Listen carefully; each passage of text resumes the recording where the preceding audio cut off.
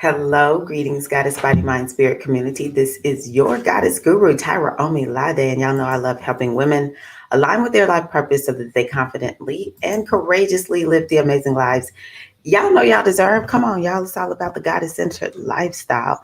And I just wanted to get on and talk just a little bit today about a topic that I am becoming more and more passionate about. First and foremost, I hope that you are well. Drop a comment to let me know you were here. Um, Let me know what you think about what I'm about to share, and to let me know what if you have this, if you already have a process or a system. So what I'm talking about today is taking control of the narrative of your life. So the reason I'm saying this is because what I have been feeling over probably the last year or two is, there's this narrative of how hard life is. Now, I can only speak from my perspective. You have yours, I have mine. My perspective as a Black woman uh, from the USA. I'm African American. I am from the USA. My ancestors hail the ones that are, right before me, right here from the United States of America. With all of that history, I am a woman. I am whatever from the South United States. That carries a whole stigma too. I'm from a particular side of the railroad tracks. So I have all these stories that come along with this identity. All these stories, all these things, all of these things. And some days, guess what? I feel so oppressed by how the storyline of how hard it is to be a Black woman. All the oppression that we have to live with day in and day out. That is one of the most disempowering storylines I've ever had to navigate uh, in my whole life. Then there's all the other ones, just straight from my childhood, just straight from my family. Okay, just completely and totally lived experience. Like ain't nobody told me this story. This is my story. This is what I experienced as a little girl in this family, the Powells. And so I have that too. And it just feels like, wow, this is a lot. This is a lot. And for so long, it has paralyzed me. It has made me engage in so many coping behaviors because just the thought of all of it rivets me some days. And like I said, I engage in coping behaviors, and half of them are getting me in trouble.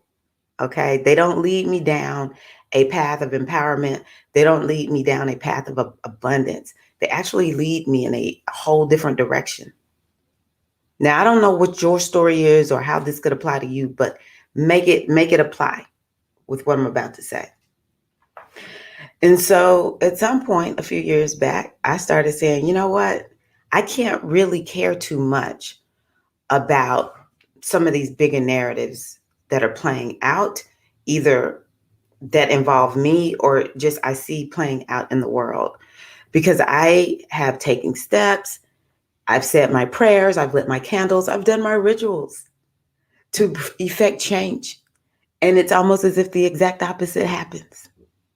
And so, therefore, I said, you know what? I am no longer caring about the greater narrative. The greater narrative, I can't think about it. The only thing I can think about is what is the next step that I can take in my life. And I am going to begin to define my life for myself. Now, this is something I learned when I initiated. This is actually not a new concept. My godmother had us, especially as we got closer to the end of the initiation. Her thing was, hey, baby, you write the story of your life.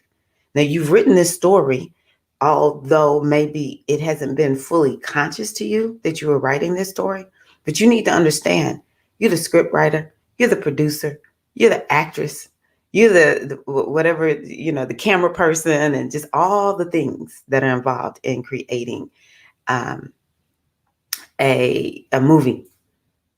You're doing it all. You're doing it all. And so if there is something about your movie that you don't like, then you have, by all means, you need to get out your metaphysical pen and paper and write out a new script. So I've known for years all about this. And now I'm just taking it to a new level, and I want to share it with you because I'm noticing a lot of us have these narratives that come from our childhood, lived experience. All right. Ain't nobody put this on us. This is lived experience. So nobody can dispute what happened to you. All right. What happened, happened. Let's own it. Let's own it. That happened to me. Okay. And then we have this greater narrative that we live within that does all this imposition. I'm going to tell you who you are. This is what's possible for you and your people and your gender and your side of the railroad tracks and whatever part of the country you come from. I'm going to put all this on you. And so what do? A lot of us are walking around like, okay, this is what I got. But what we have to start doing is saying, you know what? I'm going to just figure out, how do I begin to just take control of what I do have control of? What's the next step I can take? Because oftentimes, one of my favorite sayings is, how do you eat an elephant? One bite at a time. I don't know anybody who eats elephants. Well, when I think about it, but y'all get the picture. How do you eat an elephant? One bite at a time. And so, yeah, all of this has happened. We're walking around here carrying these stories. We are chief storytellers. Don't ever say you can't tell a story. Baby, we tell stories every day with the lives that we live. And it is time for us to begin to realize that we get to decide what part of the narrative we want to keep, what part do we want to reject. I actually encourage you to reject every bit of the narrative. Reject it all. Reject the labels, reject the meanings that have been attached to you with all the labels. Reject every meaning that you took away from your childhood for the things that happened to you. Reject it all. Once you reject it, you can just pick it up piece by piece and decide, okay, what does this really mean? And what do I want it to mean? And how am I going to allow this to define? Oh, this one right here ain't going to define my life. Okay, what about this one? You know what? I can take a good lesson from this one. This is what I can take from that. And then you could even just say, you know what? I have a whole new identity. I was talking to a friend and I said, sometimes I get so tired of the discussions about ethnicity for those of us who are Afro. I get so tired of it. Because for me, I'm Pan-African. I'm like, we are one, baby. You Black, I'm Black. Let's love one another. Let's combine and just accept our shared ancestry. We are one people. Even if I don't speak French like some of the Afros that I have met, or maybe I don't speak Spanish, but we have a shared experience that if we could just embrace and accept, okay, your Afro brought this to the pot and your Afro brought this to the pot. You from this Caribbean island, or you're from Latin America, or you from this country in Africa, or you from the Americas, you from North America, USA, Canada, but you bring in this part to the pot. I don't understand what's all the division, right? It burdens me. It weighs me down. It shocks me when I meet people who make disparaging remarks about African Americans. I'm like, okay, is that how we gonna do it? All right, bet. So I said, you know what? I just want to start telling people I'm from Wakanda. My people are Wakandan. All right, I'm just gonna make up whatever I want to say about myself. Where are you from, Wakanda? It's because I'm tired of all of the baggage that everything seems to carry with it. And so therefore I get to just make I'm just tossing it all up, and I'm going to just make a whole new storyline for my life.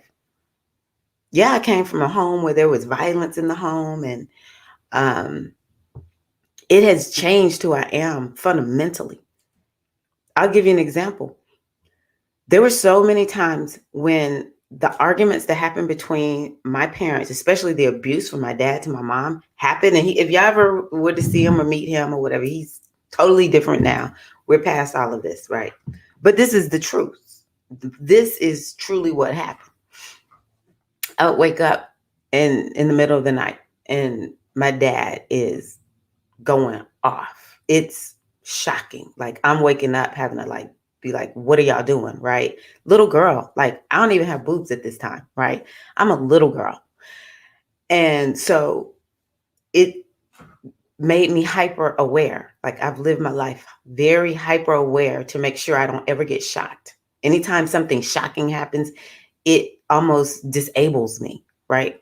And so now, even though I have a home that's very peaceful, my husband and I, we're chill, we're good.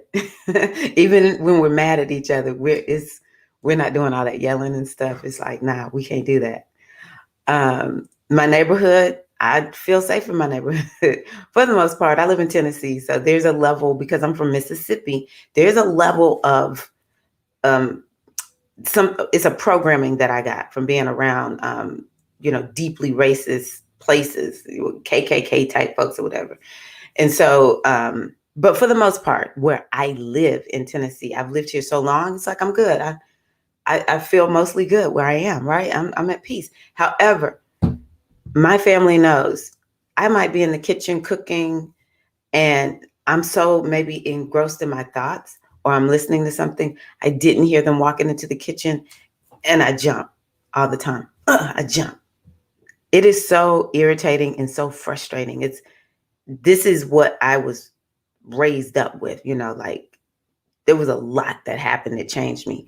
And so what I am having to do is to begin to reframe all of it. Like it used to burden me, like I'm so mad at my dad and, just these things happen and this is what I saw and this is what I experienced as a kid.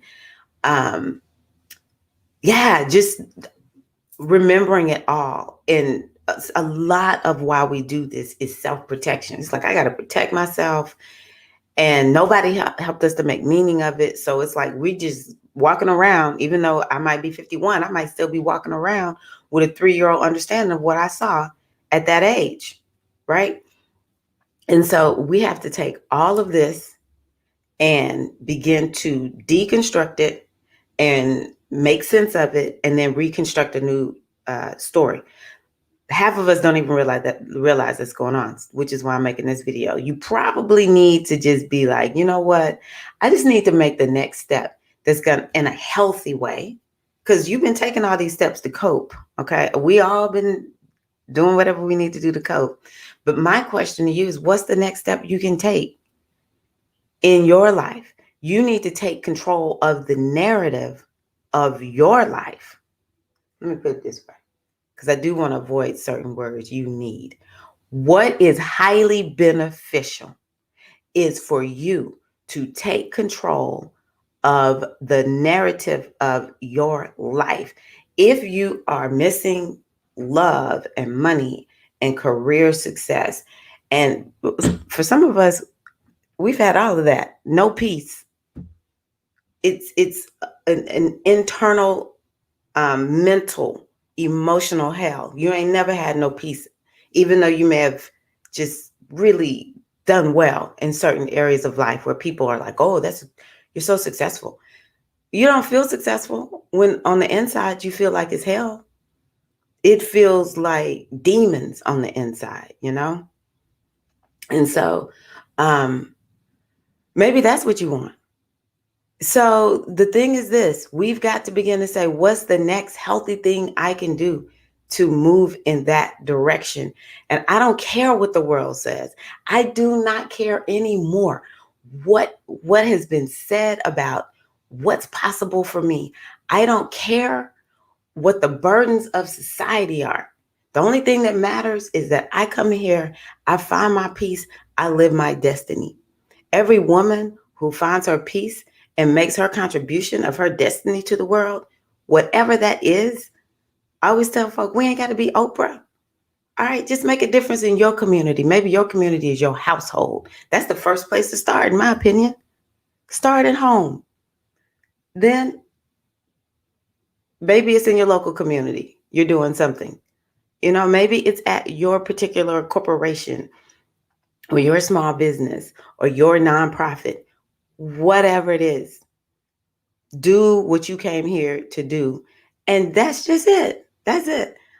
It's time out for all of this burden that we're carrying around because of these narratives, that especially the ones that are imposed on us. But I can assure you, the majority of us need to clean up narratives from our childhood. We need to clean them up.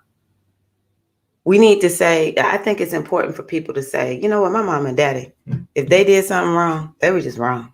But you know what? At the end of the day, when we really get into that healing space, we'll say, they did the best they could given what they had. Wasn't good enough for me, but I got what I got. The other thing is, I do want to just be very clear with you all. See, when I start looking at people's charts, this is what I love about astrology and divination in general. When I start looking at people's charts, it helps me to see, oh, I can see why you had this kind of dad or this kind of mom. It's in your chart. And so I get to say to them, and I love it when I can say this to them, it ain't you. You're not a bad person. Because these are the stories we tell ourselves when stuff go wrong with mama and daddy. Oh, what was wrong with me? What did I do wrong? Nothing. It's in your chart, and we just need to figure out exactly what it's about and how you can heal from it so that you can move forward into your life as a whole being. Okay? So that's what I want to share with you all in this video. It's time for us to take control of the narrative of our lives. Don't be walking around here with this burden that folks putting on us and making us think, oh, I got to fight this whole system. No, you don't. All you got to do is take the next step that's going to take you in the direction of your destiny. More than anything, move in the direction of peace. What helped you to step into peace? What helped you to step into joy? The more we operate from these places, these higher levels of vibration, we naturally will bring in love and beautiful relationships, not just love relationships, beautiful relationships and friendships. We naturally will be open to taking the next step. Half of us not getting to where we want to go because we don't believe in ourselves. We don't trust ourselves. We don't even think it's possible because the narratives keep saying, well, things are so bad for you. So you couldn't possibly succeed at anything because things are so bad for you. It's like, no, it's not. Right now, the very next step I can take is to go get some water because I know I'm thirsty. Right now, the next step I can take is I know I should be reading this book. And so that's what I'm going to do. I know the very next step for me is to turn off watching anything that's not really edifying. It just lets me check out. That's the next step. Just turn it off. I'll figure out what I'm going to do after I press the off button. Then I'll figure out the next step. This is the supreme way of spiritual practice.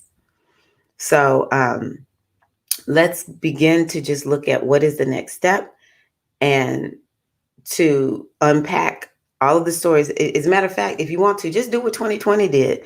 Just take all the stories of your life, just like 2020 took the table and just flipped it on us. Just throw them all up and just say, forget it. I'm not going to be walking around with this all day, every day. Just forget it.